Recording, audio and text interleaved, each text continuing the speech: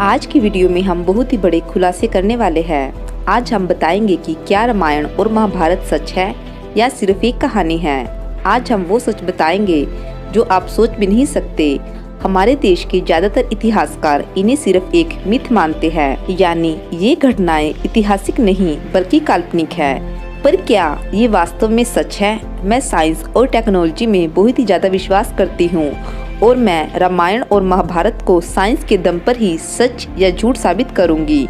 रामायण और महाभारत में ऐसी ऐसी टेक्नोलॉजी का जिक्र किया गया है जिनकी हम कल्पना भी नहीं कर सकते कि क्या ये हजारों साल पहले वास्तव में हो सकती थी।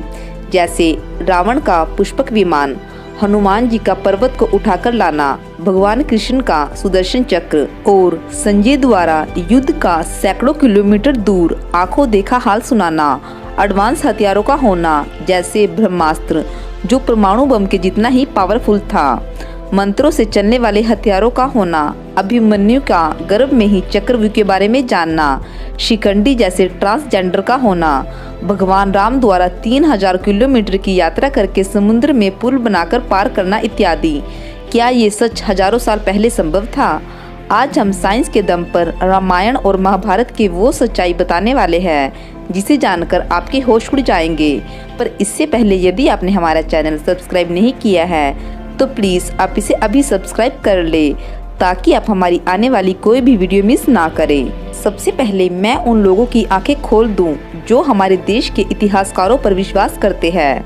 हमारा आधे से ज़्यादा इतिहास विदेशी लोगों ने लिखा है। अब इनकी लिखी हुई कुछ बातों को देखिए। मिस्र के पिरामिड के बारे में सभी लोग जानते हैं और सभी इतिहासकारों ने इसे टेक्नोलॉजी के हिसाब से बहुत ही ज़्यादा एडवांस बताया है और कहा है कि इसे बनाने वाले टेक्नोलॉजी में बहुत ही ज़्यादा एडवांस थे।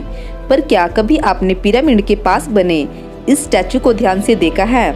इस स्टैचू में मुंह एक लड़की का है और बाकी शरीर एक शेर का है और ये इतिहासकार इसे 9500 BC पूर्व का बताते हैं, क्योंकि ऐसा ही एक स्टैचू तुर्की में मिला था जो 9500 BC पूर्व का था।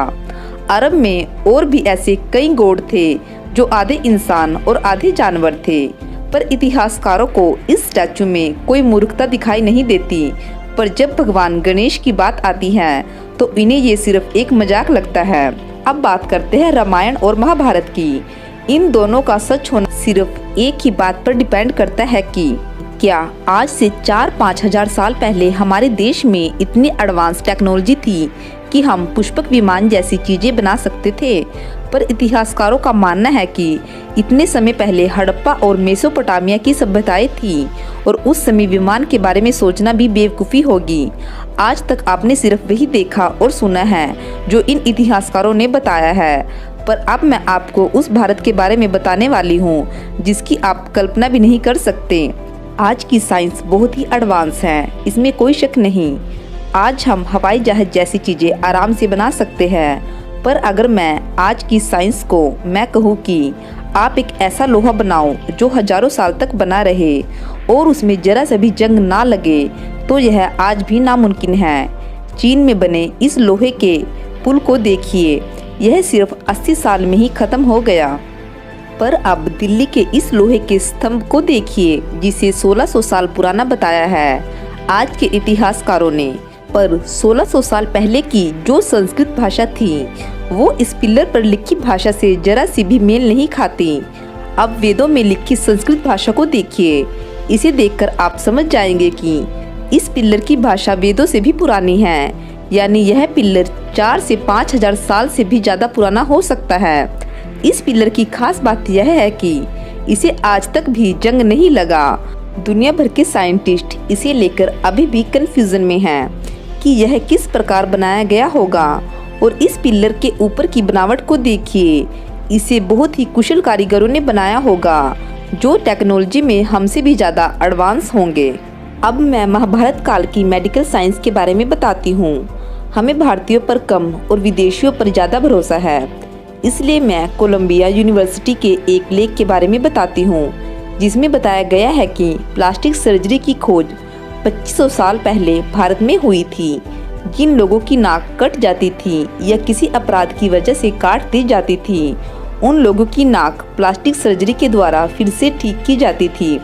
आज पूरी दुनिया मान चुकी है कि प्लास्टिक सर्जरी की खोज भारत में ही हुई थी। सुश्रुत संहिता में 1100 से ज्यादा बीमारियों के बारे में बताया गया है। हर बीमारी का उपचार बताया गया है। सुश्रुत संहिता के इन औजारों को देखिए जो आज के मेडिकल औजारों के जैसे ही है। हजारों साल पहले इतने एडवांस मेडिकल के उपकरण होना बहुत ही हैरान करने वाला है। पर सबसे हैरान करने वाली इस किताब में लिखी जानकारी है। इस किताब के चैप्टर 1 के भाग 5 में देखिए जिसमें सर्जरी के बारे में बताया गया है। मैं इसका अनुवाद करती हूँ। सर्जिकल ऑपरेशन के प्रकार का पता लगाना, उसके बाद उपकरण और बाकी का सामान तैयार करना, रोग निरोधक दवाइयाँ, सर्जरी के लिए कौन सा कट लगाना है, सर्जरी से पहले क्या क्या कदम उठाना है, घाव को कपड़े से लपेटना, सर्जरी के बाद मरीज को क्या क्या हिदायतें देनी हैं, सर्जरी के बाद दर्द को कम करना। इस किताब में सर्जरी के बारे में ऐसा बताया गया है कि जैसे आज की कुशल डॉक्टर करते हैं। अगर आप सभी चैप्टर को ध्यान से पढ़ोगे तो आप विश्वास नहीं कर पाओगे। इतना ज्ञान तो आज की दुनिया के सबसे बड़े डॉक्टर को भी नहीं होगा। आज के डॉक्टर तो 1100 बीमारियों के नाम तक नहीं याद कर सकते। इस किताब में बताया गया है कि सर्जरी के छात्र को मरीज से मिलती जुलती चीजों पर अभ्यास करना चाहिए, जैसे मरा हुआ इंसान, और उसको चीर कर उसके अंगों का अध्ययन करना चाहिए। यह किताब वाकई में हैरान करने वाली है। इस किताब को दुनिया भर की भाषाओं में ट्रांसलेट किया गया है और पूरी दुनिया इसकी कीमत को समझती है। मैं इस किताब पर एक पूरी वीडियो अलग से बनाऊंगी क्योंकि इसने मेरी सोच को हिलाकर रख दिया है। अब आप ही मुझे बताइए कि जो लोग मेडिकल साइंस में आज की मेडिकल साइंस से भी हजारों साल पहले इतने आगे थे, क्या वो दूसरी फील्ड में पीछे हो सकते हैं? रामायण में कहा गया है कि रावण के पास पुष्पक विमान था। यह तभी संभव हो सकता है जब श्रीलंका में एडवांस टेक्नोलॉजी हो। जब मैंने श्रीलंका के बारे में जाना तो मुझे विश्वास नहीं हुआ। श्रीलंका में सिगिरिया नामक की जगह है जो 660 फीट ऊंची है। इस नक्शे को ध्यान से देखिए।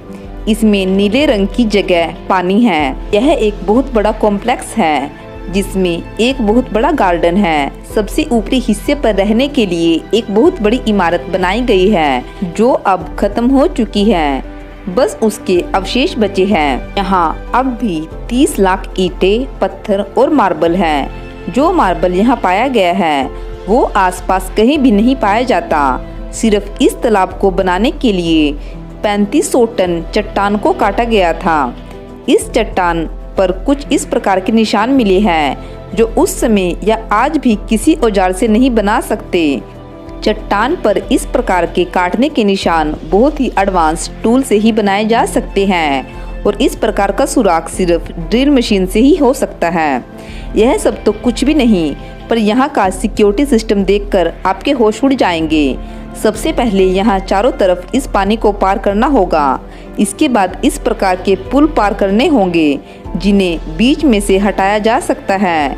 उसके बाद ऊपर जाने के लिए इन दो विशाल पत्थरों के बीच से गुजरना होगा और एक समय में 2 से ज़्यादा लोग यहाँ से नहीं गुजर सकते। ऐसे में उन्हें आराम से मारा जा सकता है।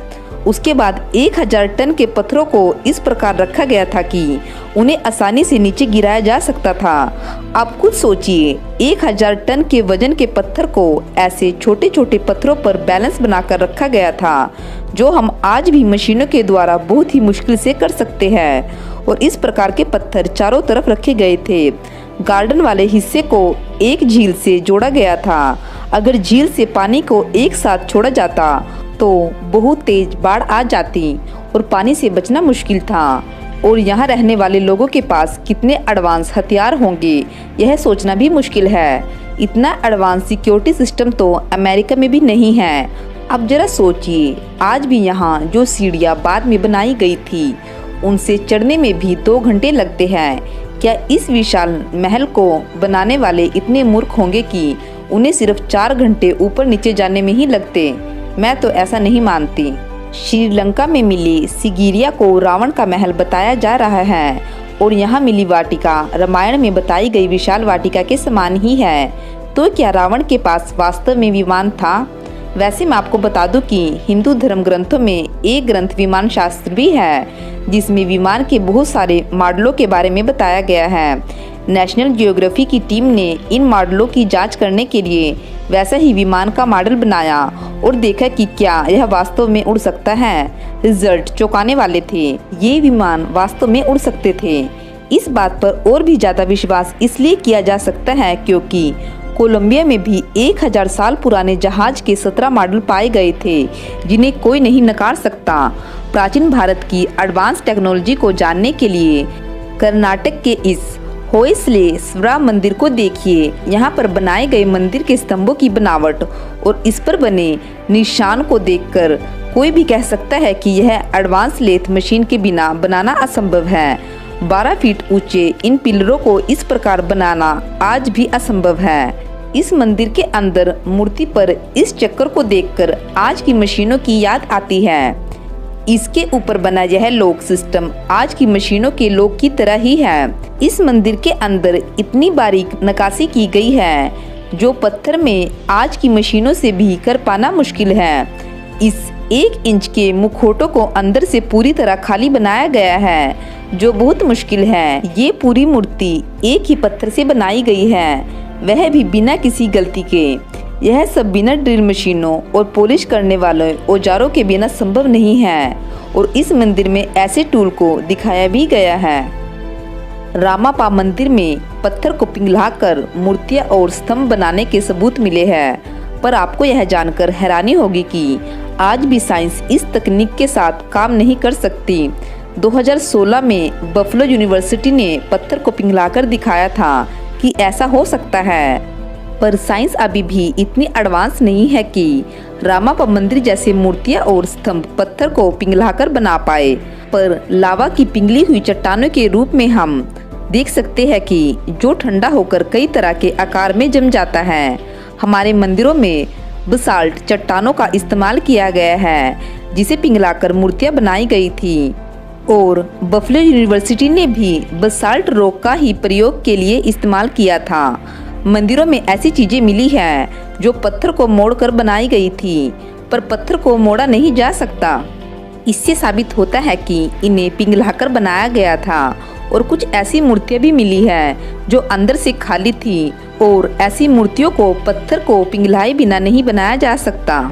अब महाभारत के शिखंडी को देखिए, जिनका जन्म एक महिला के रूप में हुआ था, पर बाद में वो पुरुष बन गए। उन्हें दुनिया का पहला ट्रांसजेंडर कहा जा सकता है। आज मेडिकल साइंस के द्वारा किसी महिला को पुरुष और पुरुष को महिला बनाया जा सकता है, पर 100 साल पहले यह बात कोई भी नहीं मान सकता था, पर 5000 साल पहले तो बिल्कुल भी नहीं। पर जब सुश्रुता संहिता जाना तो अब मैं भी मानती हूँ कि उस समय भी लिंग परिवर्तन करना संभव था। पंचावरना स्वामी मंदिर में इस शेर की मूर्ति को देखिए। इस शेर के दांत बाहर दिखाई दे रहे हैं। साइंटिस्टों को ऐसे जीव की हड्डियां मिली थी जिसे थाइलोकोसमाइलस कहा गया, जो आज से 1,26,000 साल पहले विलुप्त हो गए थे। पर हमारे मंदिरों को बनाने वाले को इसके बारे में पता था, जो हैरान करने वाली बात है। पिरामिड पर पत्थरों को कैसे चढ़ाया गया था, इसे लेकर पूरा यूरोप और अमेरिका आज तक बहस कर रहा है, जिसमें सिर्फ 2.5 टन के पत्थर थे जिन्हें आसानी से खींचकर ऊपर चढ़ाया जा सकता था। पर तमिलनाडु में भगवान शिव के बृहदीश्वरा मंदिर है, जिसकी ऊंचाई 216 फीट है और इसे 1,30,000 टन के पत्थरों से बनाया गया था, जबकि 60 किलोमीटर तक ऐसे पत्थर कहीं भी नहीं हैं। पर सबसे हैरान करने वाली बात इस मंदिर के ऊपरी हिस्से पर रखा 81 टन का पत्थर है, जो एक ही पत्थर था जिसे 216 फीट ऊंचाई पर रखा गया था। पर कैसे, यह आज तक कोई नहीं बता पाया और अंग्रेज सिर्फ 2.5 टन के पत्थर को लेकर कंफ्यूज है। कैलाश मंदिर को एक ही चट्टान से काट कर बनाया गया था, जो वाकई हैरान करता है। इस मंदिर को 4 लाख टन चट्टानों को काट कर बनाया गया था। अगर आज यह काम किया जाए तो 7,000 मजदूरों को 150 साल तक काम करना पड़ेगा, पर यह मंदिर सिर्फ 18 साल में बनाया गया था। पिरामिड को 20-30 हजार लोग सिर्फ 20 सालों में बना सकते हैं। अगर 7,000 लोग बनाते तो लगभग 80 साल लगते, पर कैलाश मंदिर को बनाने में आज भी 150 साल लगेंगे। पिरामिड में सिर्फ आम पत्थर थे, उन पर कोई डिज़ाइन नहीं बनाया गया था। हमारे सभी मंदिरों में कमाल की साइंस को यूज़ किया गया है। हर प्राचीन मंदिर में कई रहस्य छिपे हैं। आज से भी ज़्यादा एडवांस मेडिकल साइंस का होना, मैथ में बहुत एडवांस होना, योगा और मेडिटेशन जैसी एडवांस चीज़ों का होना, धातु विज्ञान का आज से भी ज़्यादा एडवांस होना, यह सब साबित करता है कि प्राचीन भारत वाकई में टेक्नोलॉजी में बहुत ही एडवांस था। हमारे देश में हमेशा से ही कहानी सुनने का प्रचलन रहा है। मैं भी अपने पापा और दादा दादी से कहानी सुनकर बड़ी हुई हूँ, पर आज तक कोई भी कहानी को मैं सच नहीं मानती थी, क्योंकि मुझे पहले से ही बताया गया था कि यह सिर्फ कहानी है। पर हमारे पूर्वज इतने एडवांस होने के बाद भी क्या किसी कहानी को सच मान लेते थे? क्या कोई कहानी 1000 किलोमीटर से ज़्यादा दूर और करोड़ों लोगों और कई देशों तक फैल सकती थी? मैं तो ऐसा नहीं मानती। रामायण और महाभारत में सिर्फ करैक्टर ही सच नहीं है, बल्कि सभी जगहों के नाम भी सच हैं। उन्हें हिमालय पर्वत से लेकर श्रीलंका तक की बिल्कुल सही जानकारी थी। यह कोई इत्तेफाक नहीं हो सकता। जिन लोगों के पास इतनी एडवांस साइंस थी, उनके हथियार कितने एडवांस होंगे, और इतने एडवांस लोग आखिर कहां गायब हो गए? क्यों हड़प्पा और मेसोपोटामिया जैसी सभ्यताओं का विनाश हो गया? क्या यह साबित नहीं करता कि महाभारत युद्ध में बहुत खतरनाक हथियारों का प्रयोग हो सकता है? जब हमारे देखते देखते 2 बार विश्व युद्ध हो सकता है, तो ऐसा हजारों साल पहले क्यों नहीं हो सकता?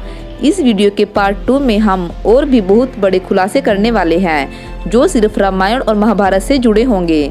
हम सभी भारतीयों को अपने प्राचीन इतिहास और अपने पूर्वजों पर गर्व होना चाहिए। अंग्रेजों ने हमें आपस में लड़वाया है और द्रविड़ और आर्यन के नाम पर बांटा है। मैं यह भी साबित करने वाली हूँ कि यह सब कितना बड़ा झूठ था। अजंता और एलोरा की गुफाओं में जैन, बौद्ध और हिंदू धर्म के मंदिर एक ही जगह है। हमारे देश में सबसे ज्यादा धार्मिक आजादी रही है, और नालंदा विश्वविद्यालय में बौद्ध धर्म के साथ साथ सभी धर्मों की किताबें पढ़ाई जाती थी। यहाँ के टीचर पंडित हुआ करते थे, वेदों का ज्ञान दिया जाता था, और साइंस के साथ साथ 20 से ज्यादा विषयों पर हजारों किताबें थी। क्या यह भारत की महानता को नहीं दर्शाता? गोरे अंग्रेजों ने काले अंग्रेजों को गुलाम बनाया। मुसलमानों ने शिया सुन्नी के नाम पर लाखों लोगों को मारा और आज भी मार रहे हैं। फिर भी ये धर्म के नाम पर एक हो जाते हैं। पर हमारे देश के लोगों का ब्रेन वॉश किया जा रहा है। पर जिस प्रकार प्राचीन भारत सबसे आगे था, इतिहास फिर भी यही दोहराने वाला है, और पश्चिम के लोग भी इसे मान रहे हैं कि भारत बहुत ही आगे जाएगा।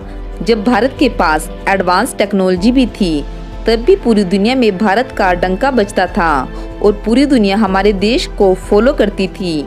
आज यही टेक्नोलॉजी पश्चिम में चली गई है और आज हम उन्हें फॉलो कर रहे हैं, पर भविष्य आज भी भारत का है, क्योंकि आने वाले समय में भारत ही दोबारा विश्व गुरु बनेगा। इसलिए हमें फालतू की बातों को छोड़कर साइंस और टेक्नोलॉजी पर ध्यान देना चाहिए, तभी हमारा यह सपना पूरा होगा। आज की वीडियो में बस इतना ही। फ्रेंड्स, अगर आपको यह वीडियो अच्छी लगी है तो प्लीज़ इस वीडियो पर हमें कमेंट करके ज़रूर बताइए, और हमारी वीडियो को लाइक और शेयर करना ना भूलें। धन्यवाद।